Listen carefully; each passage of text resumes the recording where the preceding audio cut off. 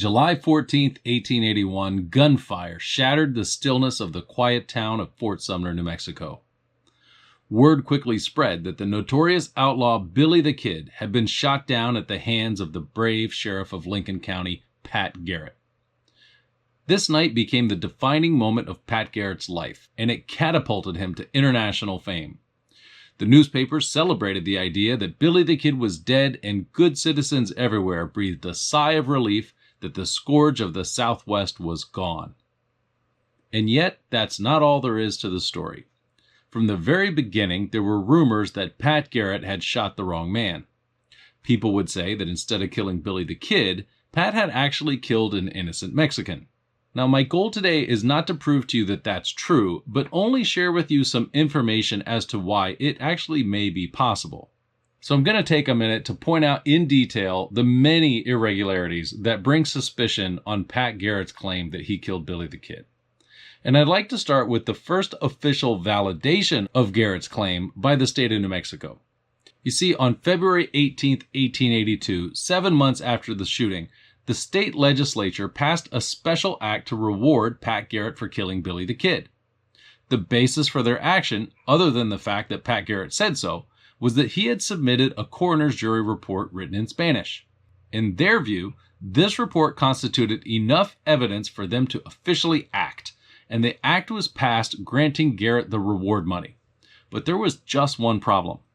For some unknown reason, they said in this official act that Garrett had killed Billy the Kid, quote, on or about August of 1881, end quote.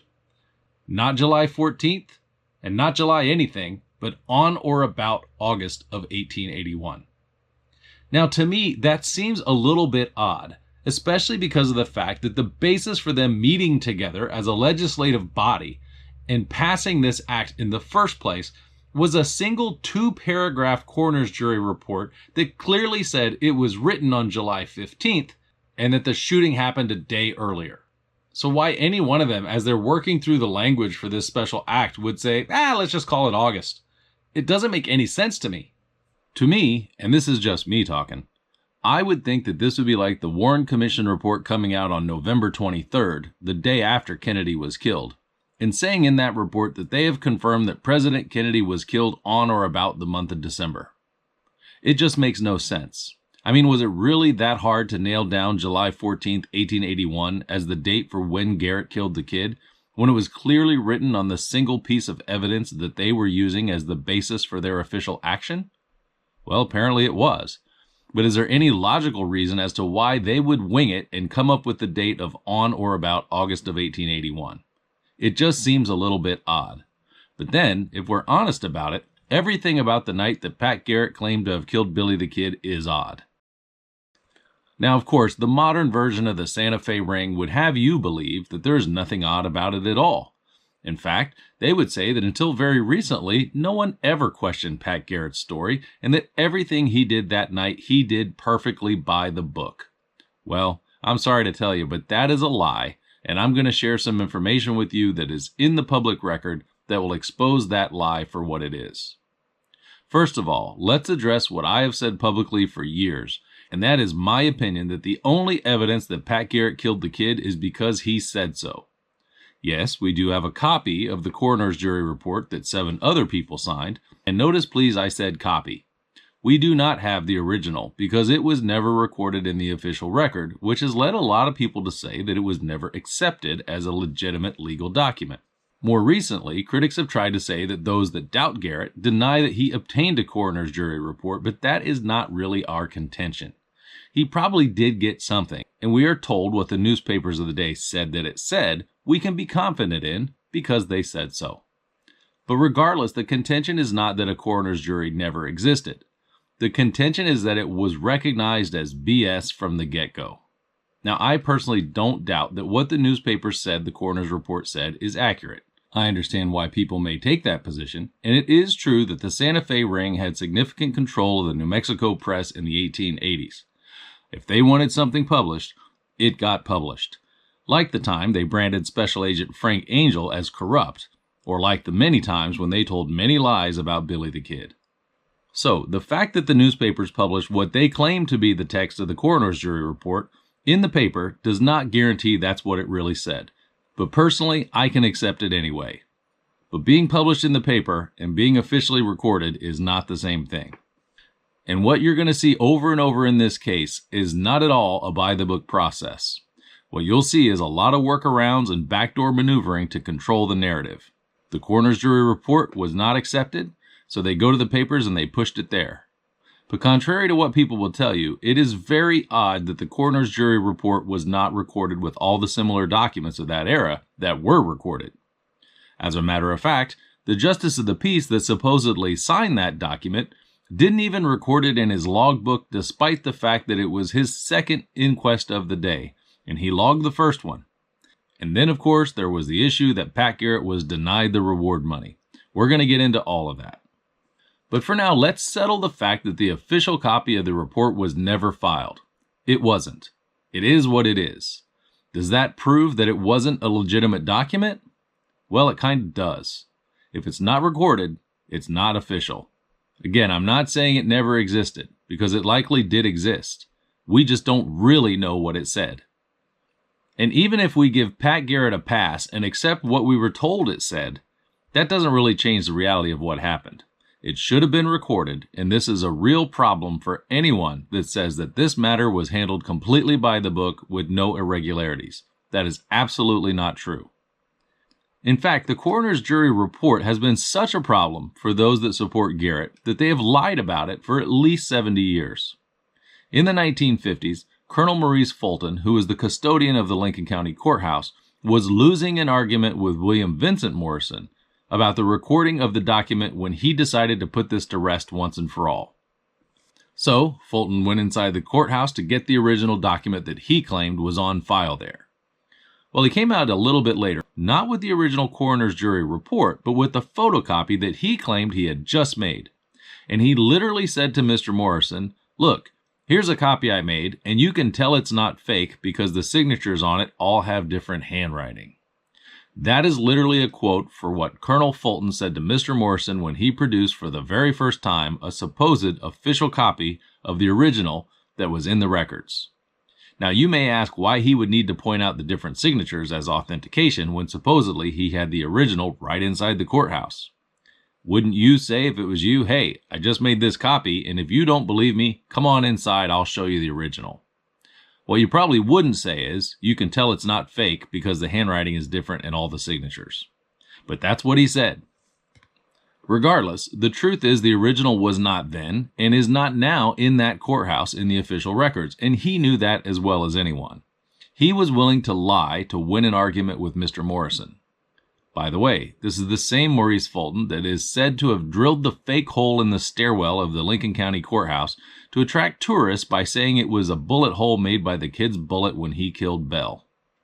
I only mention that to show what kind of people we're dealing with. These are people that will say and do anything to push their agenda, and they are very dishonest even today. But I digress.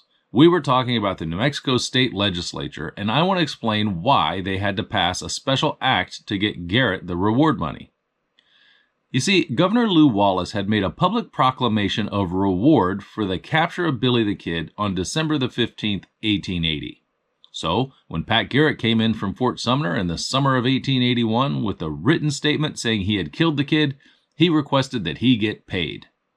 Unfortunately for him, he was not paid, and his request for the reward was denied. Then came the workaround. When his Santa Fe ring buddies in the legislature passed their special act to pay him, they attempted to explain why he wasn't paid in the first place, saying that the reason he wasn't paid was because the original offer from December of 1880 was a private offer made by the former governor and therefore not binding on the state. Now, my opinion is that that is the dumbest fake cover story that I have ever heard, and I'll tell you why I think that. But first, I want to share that I think there's actually two reasons why Garrett may not have been paid. The first reason is that the state didn't think he had enough evidence that he had actually killed Billy the Kid, which is how most people that doubt he killed the kid look at it, and I do think that's a possibility. The second, however, is that, again, in my opinion, I don't believe that Garrett was eligible for the reward for acts committed while conducting his official duties as sheriff. Remember, Garrett had actually captured the kid once before at Stinking Springs, and that capture occurred just 8 days after the offer of reward was made. What's more, Garrett kept the kid in custody in the Lincoln County Jail for 5 months after that, until April the 28th, 1881, when Billy the Kid escaped.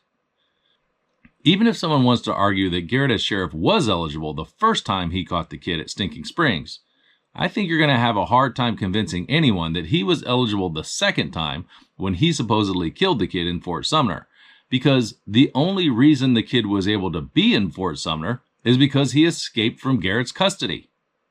So are you telling me that the state of New Mexico is going to reward a sheriff for recapturing a prisoner that he let escape to begin with? That just doesn't make much sense. So I don't know of any evidence that would indicate that Garrett was eligible for the reward, and I think he knew it because he never applied for it after he caught the kid at Stinking Springs.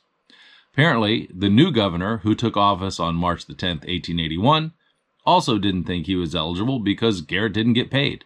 And I don't believe for a minute the ridiculous story that it was a technicality. This is a state where the legislature uses as evidence a sworn statement made in July for a killing in August, a month after the statement was written. These people are hardly sticklers for details. So why would Garrett request a reward this time when he didn't request it the first time? Well, my personal opinion is that the Santa Fe ring was well aware that giving Garrett the reward money would put the power of the state behind his claim that he had killed Billy the Kid. And that is exactly how it is used by their supporters even today.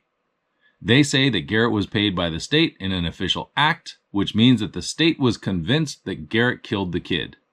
It's a nice workaround, but we just talked about that evidence, which was a single unrecorded document with a couple of paragraphs written in Spanish on it that can't be found and that the legislature couldn't even quote correctly. So we don't even really know what it said. So to say that this official act of the state proves that Garrett killed Billy the Kid is not really legitimate. But let's be fair. The question of motive and evidence is always going to come up when money is involved. This isn't peculiar to Pat Garrett. It's just that he did an extremely poor job of documenting his kill. I think generally speaking, when there's money on the line, it's normal to make sure that things are in order. For this reason, regardless of what anyone says to the contrary, it was common for death photos of outlaws to be taken. And people can rationalize, and I'm sure maybe come up with some valid reasons why taking a photo couldn't be done. But if that were true, wouldn't you go to great lengths to make sure that you did everything you possibly could to prove that you killed a famous outlaw? If you couldn't bring the body back, or get a photo of the body, which I think is frankly hard to believe, because I actually think, based on what I know about the character of Pat Garrett, he would have wrapped that body up in a rug as tight as a gordita and brought it back to Lincoln if that's what it took to get that reward. But he didn't do any of that. But if you're not going to do any of that, why not at least get signed statements from your own deputies?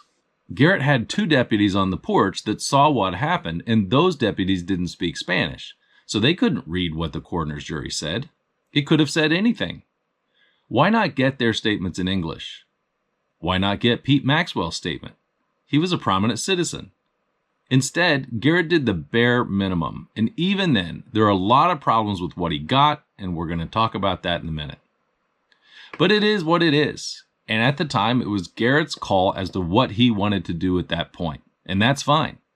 That said, someone in his position is going to have to understand that if you don't do a complete job, there's going to be people that may not believe you, and that's exactly what happened to Pat Garrett. He was denied the reward money for killing the kid, and a lot of people, including people in Fort Sumner, did not think he killed Billy the Kid.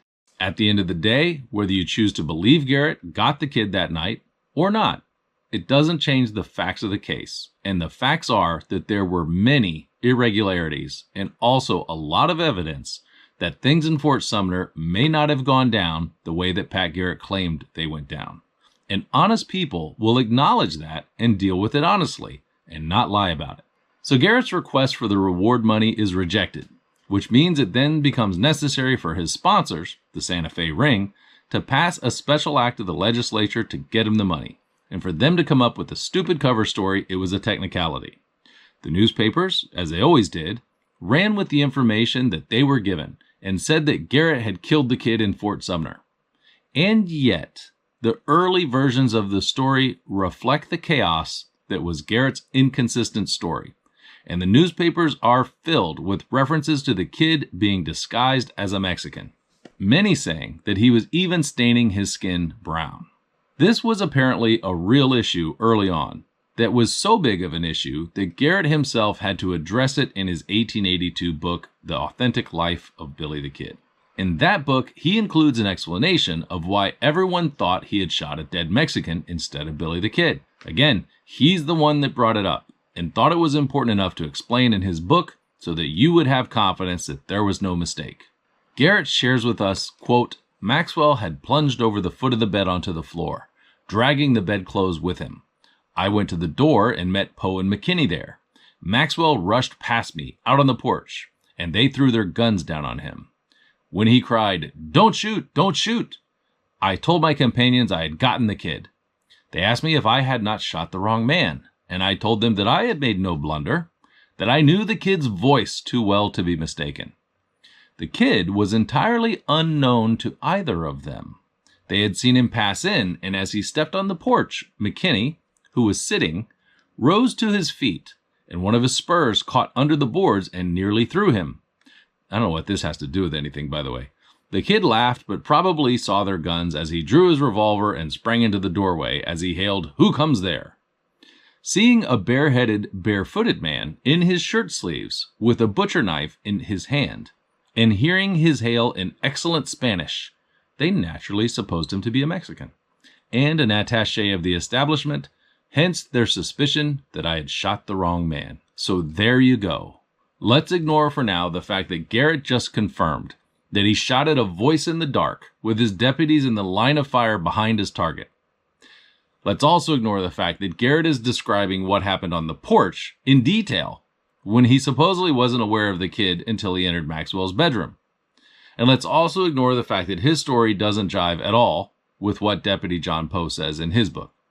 Let's ignore all of that for now, and let's stay focused on Garrett's reasoning as to why his own deputies thought he had killed the wrong man. In his book, Garrett says that people thought he killed a Mexican because the victim was, now listen carefully, bareheaded, barefooted, in shirt sleeves, with a butcher knife that spoke excellent Spanish. Boom! There you go.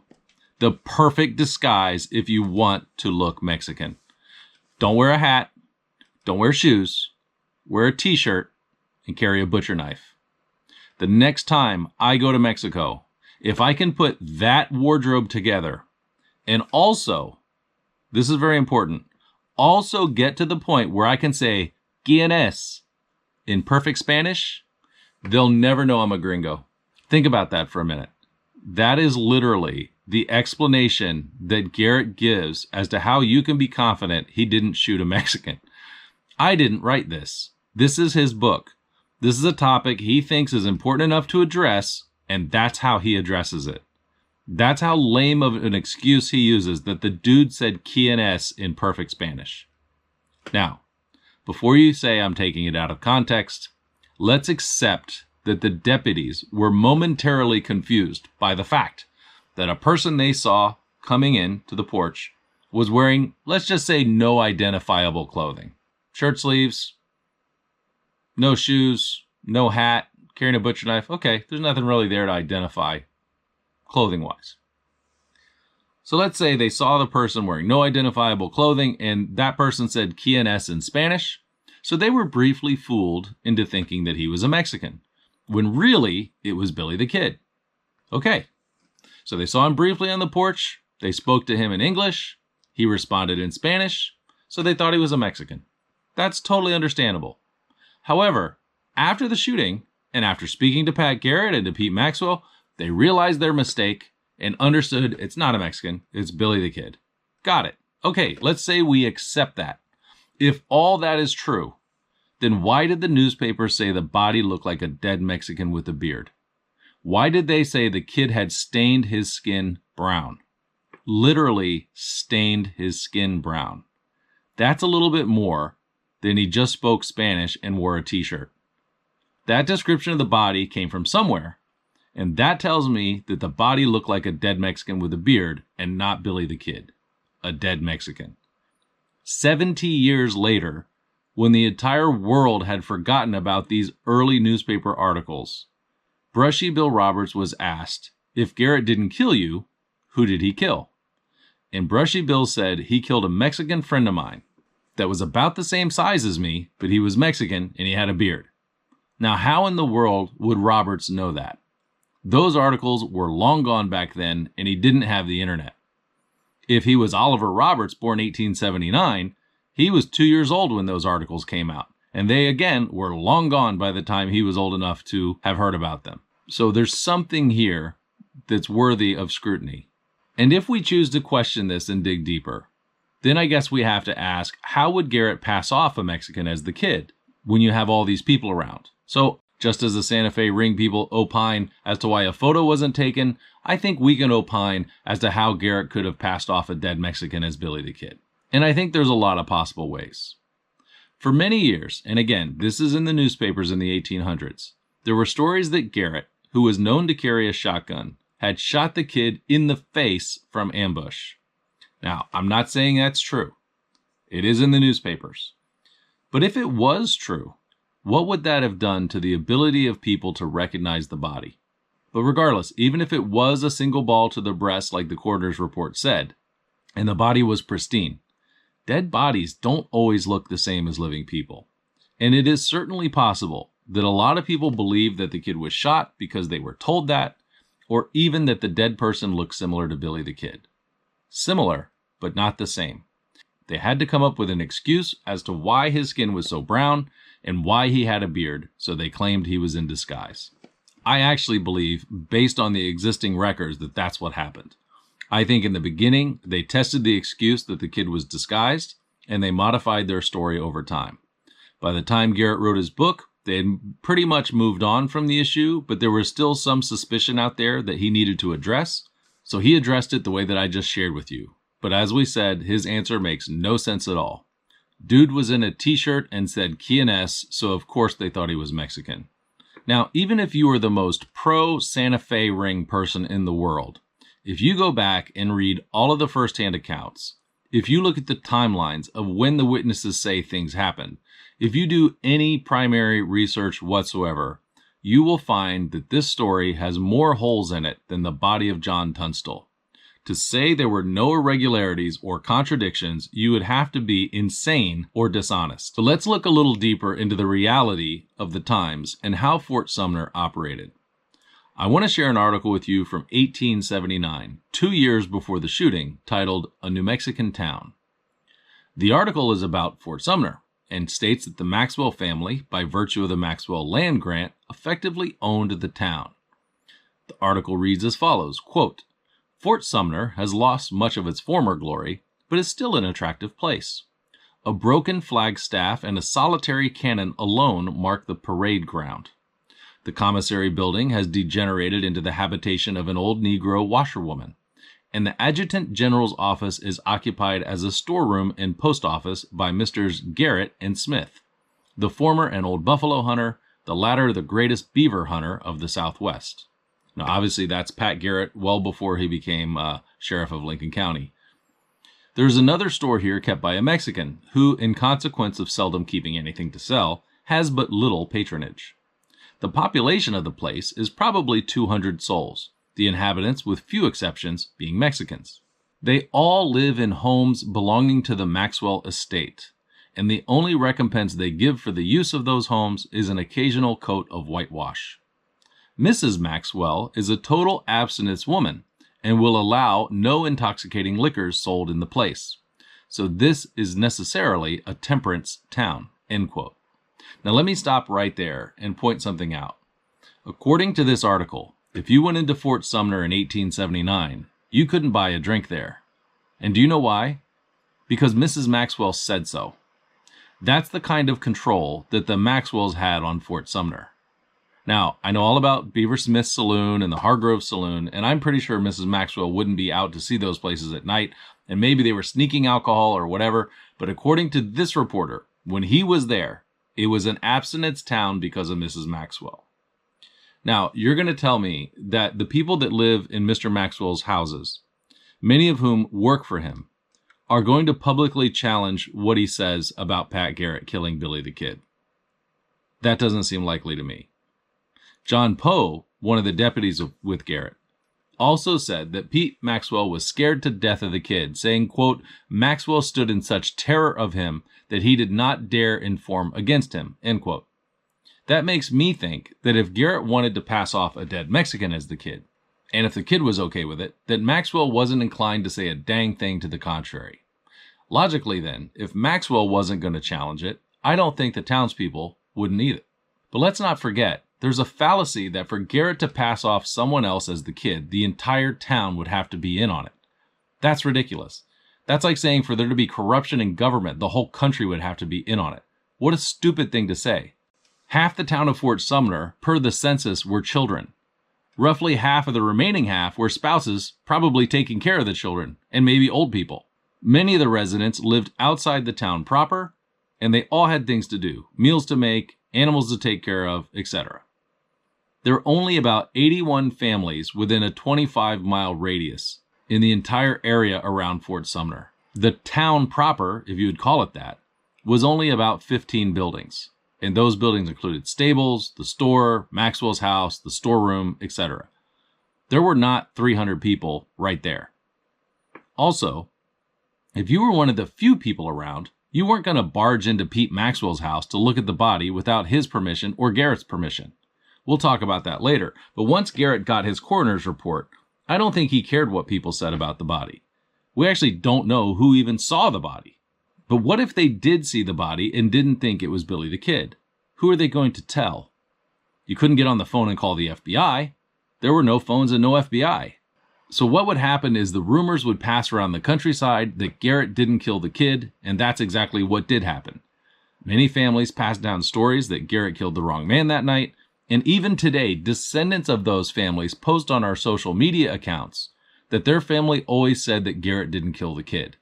So it's not that everyone had to be in on it, although I do think it's possible that some of them were in on it and were either covering for the kid, or it's also possible that some of them were in on it and were covering for Pat Garrett. But it doesn't mean the entire town was in on it. That's absolutely ridiculous. This is why we look at all the evidence and don't ignore it. Ignoring evidence is a lie by omission, and we shouldn't lie about history or really anything else. So the idea that the whole town would have to be in on it is nonsense. But let's continue. The 1879 article says, quote, a Mexican has lately been appointed constable and justice of the peace. On the second day of his judicial authority, there appeared before his honor 2 Mexicans who had in dispute the ownership of a bull. Court was called in the shade of some cottonwoods, with the witnesses sitting astride an adobe wall, while his honor rushed around trying to scare up a jury. He summoned old Beaver Smith, but finally let him off on his plea of being a postmaster, or as he termed it, quote, a U.S. official, and not subject to sit on a jury, end quote. However, the vacant seat was soon filled by a greaser, and the trial proceeded. There were no lawyers, but no lack of jabber on that account. The case was finally decided, but who got the bull, I was unable to understand. So here's Fort Sumner in 1879. It's a situation where the Maxwell family runs the town. The Mexicans mind their own business, and they even set up a Mexican justice of the peace just so Maxwell doesn't have to settle disputes with the greasers, as they called them, and in which his wife or mom, whichever, doesn't allow them to drink alcohol in town, and for which they couldn't even find enough people to have a trial. They went around and grabbed people off the streets, and some of these people, when they were summoned, said, nah, I'm not coming. And yet, despite these conditions, modern-day critics have the gall to tell the public that the facts of the shooting of Billy the Kid are airtight and there are no irregularities whatsoever, as if it were a modern case handled in a modern way. They say everything was done by the book, and we can have the utmost confidence that Garrett killed the kid, but it's absolutely not true. There were numerous inconsistencies and irregularities, and anyone can do their own research and find out for themselves. There's even testimony from a member of the coroner's jury himself, Mr. A.P. Paco Anaya. And I want to tell you what he says. But before we do that, let's look at what they tell us the coroner's jury report said. And that says, Quote, on this 15th day of July, A.D. 1881, I, the undersigned Justice of the Peace of the above-named precinct, received information that a death had taken place in Fort Sumner, in said precinct. And immediately upon receiving said information, I proceeded to the said place and named Milner Rudolph, Jose Silva, Antonio Saavedra, Pedro Antonio Lucero, Lorenzo Yamarillo, and Sabal Gutierrez a jury to investigate the case. And the above jury convened at the home of Lucien B. Maxwell and proceeded to a room in said house where they found the body of William Bonney, alias Kid, with a shot on the left breast, and having examined the body, they examined the evidence of Pedro Maxwell, which evidence is as follows. Quote, I being in my bed, and this is Pete Maxwell talking now. So they did supposedly get his statement. Now, they didn't have him sign it. Whatever. Quote, I being in my bed in my room at about midnight on the 14th day of July, Pat F. Garrett came into my room and sat on the end of my bed to converse with me. A short while after Garrett had sat down, William Bonney came in and got close to my bed with a gun in his hand and asked me, who is it? Who is it? And then Pat F. Garrett fired 2 shots at the said William Bonney, and the said William Bonney fell near my fireplace, and I went out of the room, and when I came in again, in about 3 or 4 minutes after the shots, the said William Bonney was dead. End quote. The jury has found the following verdict. We of the jury unanimously find that William Bonney has been killed by a shot on the left breast, near the region of the heart, the same having been fired with a gun in the hand of Pat F. Garrett, and our verdict is that the deed of said Garrett was justifiable homicide. And we are unanimous in the opinion that the gratitude of all the community is due to the said Garrett for his deed and is worthy of being rewarded. End quote.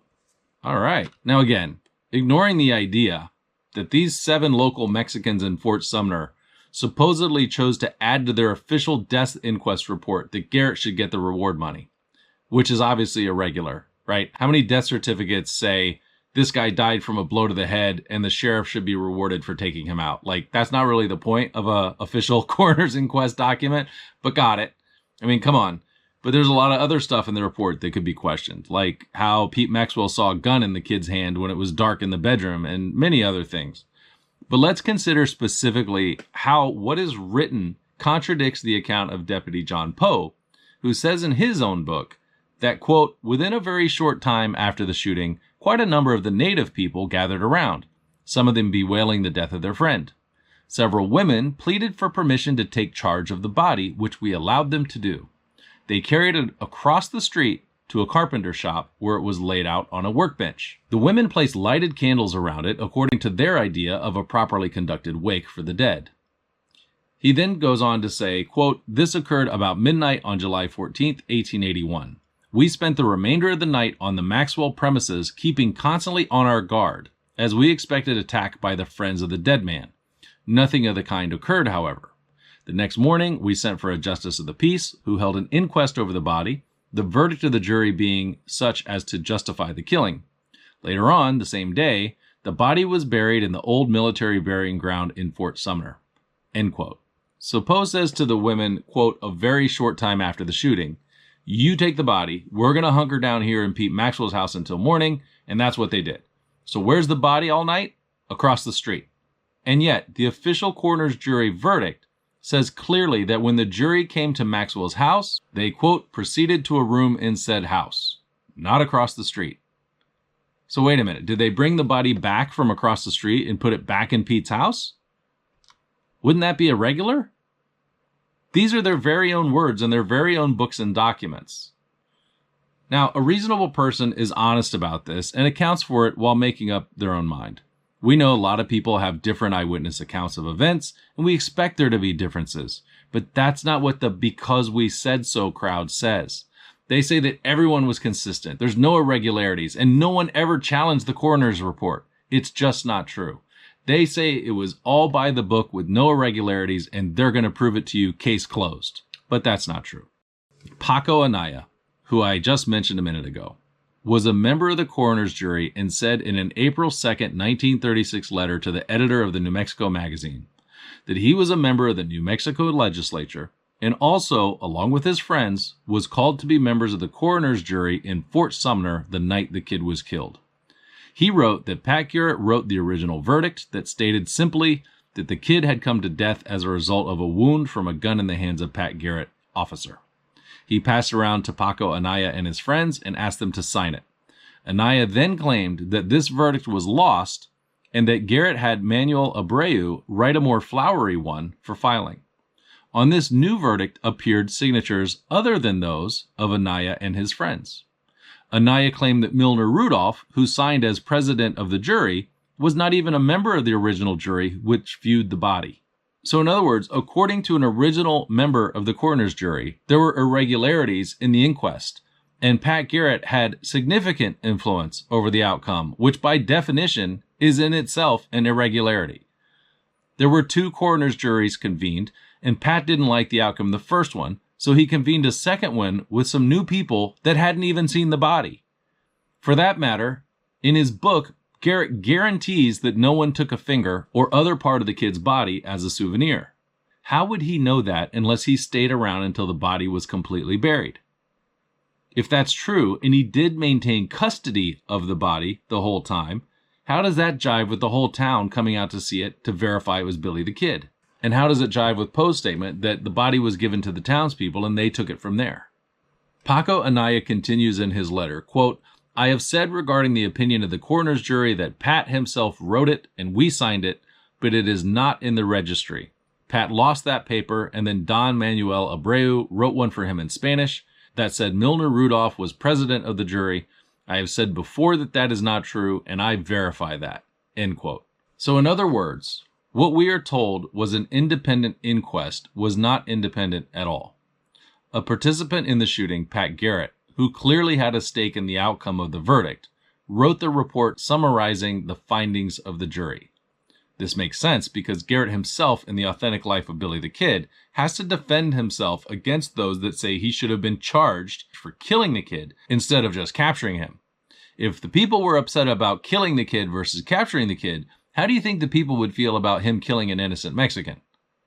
This was not a cut and dried incident by any definition of that term, and Garrett had every motive to manipulate the outcome to his own benefit. So let's recap.